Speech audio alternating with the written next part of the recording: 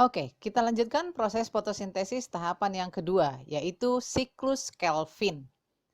Siklus Kelvin adalah rangkaian reaksi kedua dalam proses fotosintesis yang terjadi setelah reaksi terang, atau yang disebut dengan the light dependent reaction, atau yang disebut dengan reaksi tergantung cahaya. Terkadang siklus Kelvin disebut juga dengan reaksi gelap, karena cahaya tidak diperlukan secara langsung dalam siklus tersebut.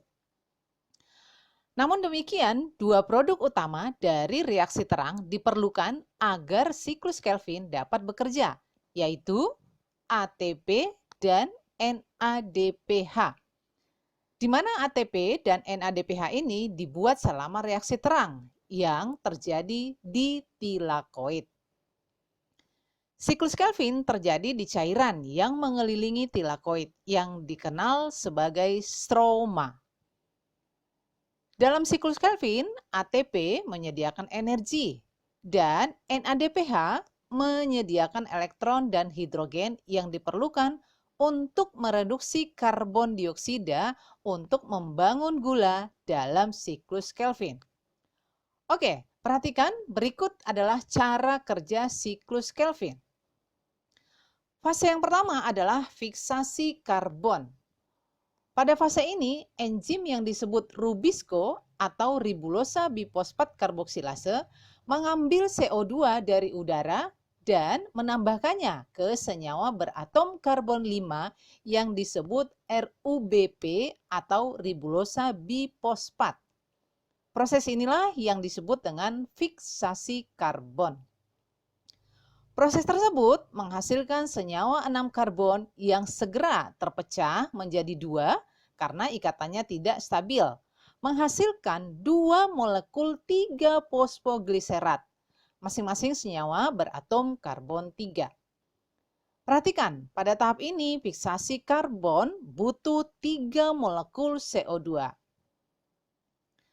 Fase yang kedua adalah reduksi.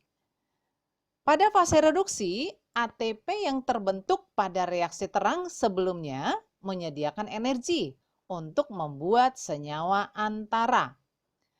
Zat antara reaktif ini kemudian dapat direduksi untuk memperoleh elektron dan hidrogen.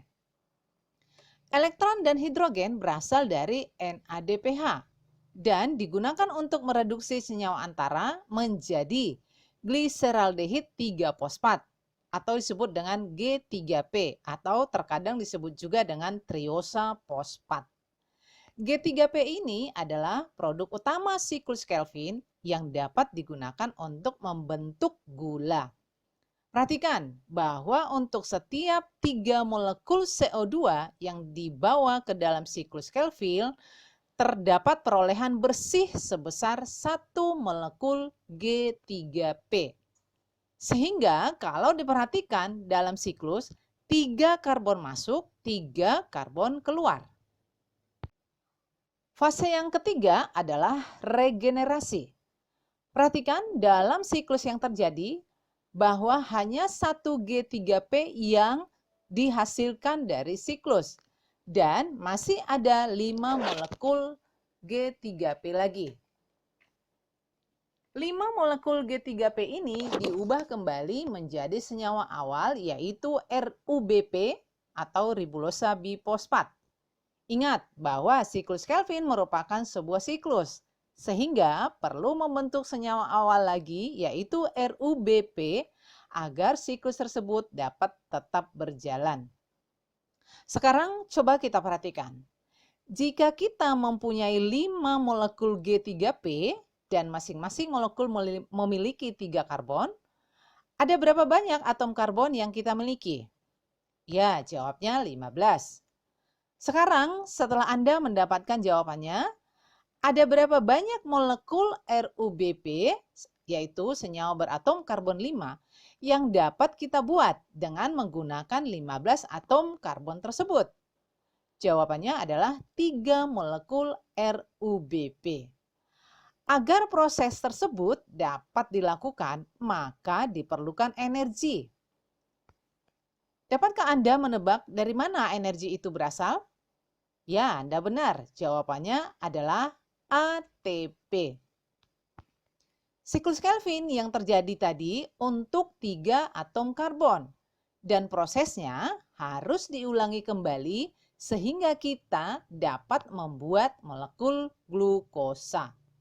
Ingat, persamaan fotosintesis secara keseluruhan memiliki 6 karbon dioksida yang digunakan untuk membuat satu molekul glukosa, yaitu senyawa beratom karbon 6. Dengan demikian, maka jumlah G3P yang dibutuhkan untuk membuat satu glukosa adalah 2. Sekarang kita telah melihat bagaimana siklus Kelvin digunakan untuk membuat glukosa dan bagaimana reaksi terang menyediakan NADPH dan ATP yang diperlukan untuk membuat siklus Kelvin dapat bekerja. Glukosa dan senyawa organik lainnya yang dihasilkan dari proses fotosintesis inilah yang digunakan oleh hampir semua kehidupan di bumi, termasuk manusia, untuk mendukung kehidupannya. Demikianlah proses siklus Kelvin yang terjadi dalam proses fotosintesis.